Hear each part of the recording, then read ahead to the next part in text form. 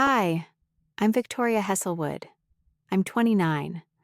I own a shop on Main Street called The Open Book, our little bookstore cafe that turns into a bar once the sun goes down.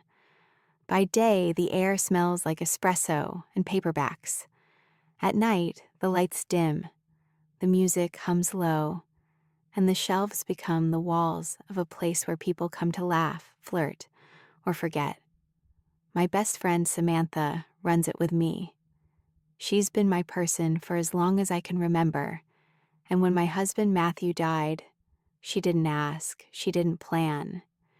She just packed up her life and moved here to help me raise Autumn. I don't say this lightly. I have no idea how I would have made it through without her. Over time, I built a good life for Autumn and me. It's not perfect, but it's ours. I miss Matthew every day. He's in the shop's walls, the creak of the apartment floors, the way the sunlight falls across the counter he built. I still brew the coffee the way he liked it, even though he's not here to drink it. Some mornings, if I close my eyes, I swear I can feel him, like I could turn around and see him smiling at me. I told myself I'd never date again. I didn't want to. My life was full enough. Autumn, the shop, the people I love. Why would I risk opening my heart only to have it break again? And then, on the first day of school, I walked Autumn into her kindergarten class and met Mr. Carter. Listen, no teacher should be allowed to look like that. The rolled-up sleeves, that easy smile, it's practically a health hazard. I didn't expect the world to tilt. I didn't expect my carefully stitched-together life to feel suddenly unfinished. But here we are, and I'm not sure what scares me more, the idea of letting someone in or the possibility of what happens if I don't. I'm Owen Carter. I'm 32.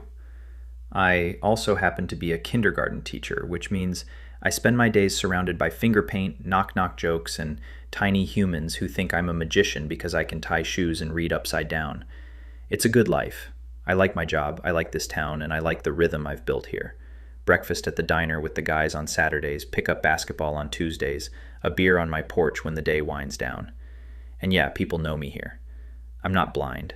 I see the smiles, the extra cream in my coffee from the waitress who's just being friendly. The PTA moms? Let's just say they can be a lot. But I roll with it. I've learned that charm and patience get you a lot farther than shutting people down. I've always had one rule. Never date anyone tied to the school.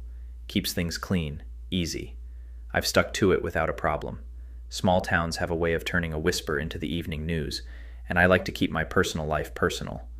But then Autumn Hesselwood's mom walked into my classroom, and I swear the air changed.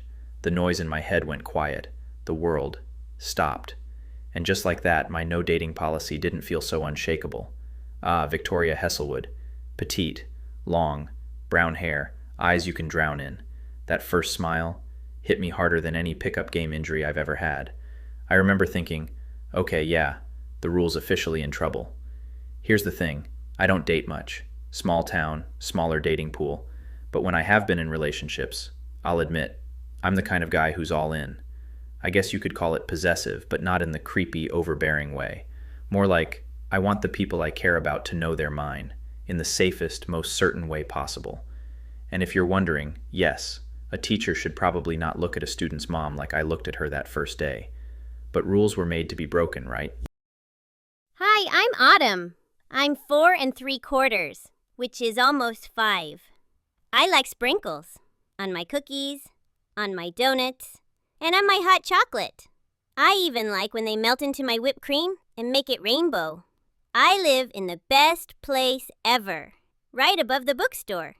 My mom owns it, and Aunt Sam works there too. So it's like our whole world is books and cookies and people who smell like coffee. I like when I can hear the people downstairs talking and laughing, because it makes me feel like I'm part of everything, even if I'm in my pajamas. I love living with Mom and Aunt Sam. Mom makes the best pancakes, and Aunt Sam lets me stay up late sometimes. But don't tell Mom I said that. And narwhals? I really, really like narwhals. They're like unicorns, but in the ocean.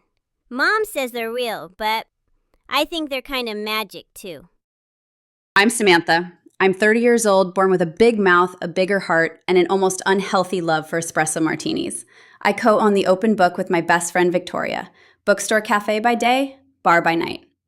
She runs the cozy and the classy, I run the cocktails and the chaos. Vic and I have been glued together since we were kids. When Matthew died, I didn't even think twice. I packed my life into the back of my car and moved here. No plan, no safety net, just her and Autumn. Because some people are worth blowing up your life for. And truthfully, I think I needed the change just as much as they needed me. I like this town, more than I expected to. I like knowing everyone's coffee order and exactly who's sneaking glances at Owen Carter. Spoiler, it's everyone. Don't tell him I said that. I like being the person who can diffuse an awkward moment with a joke or rally the room with one bad karaoke performance. Dating? I've had my fun, but small towns make that complicated. Everyone knows your business before you've even decided if you want it to be your business. I like my independence, my friends, and my perfectly curated wardrobe way too much to settle for someone who doesn't make my life better. And if you're wondering, yes, I keep an eye on Vic. She's got this whole I'm fine thing down to an art form, but I know when her smile's for real and when it's just for show. I see the way she looks at Owen. And I'm telling you right now, that story, it's going to be good.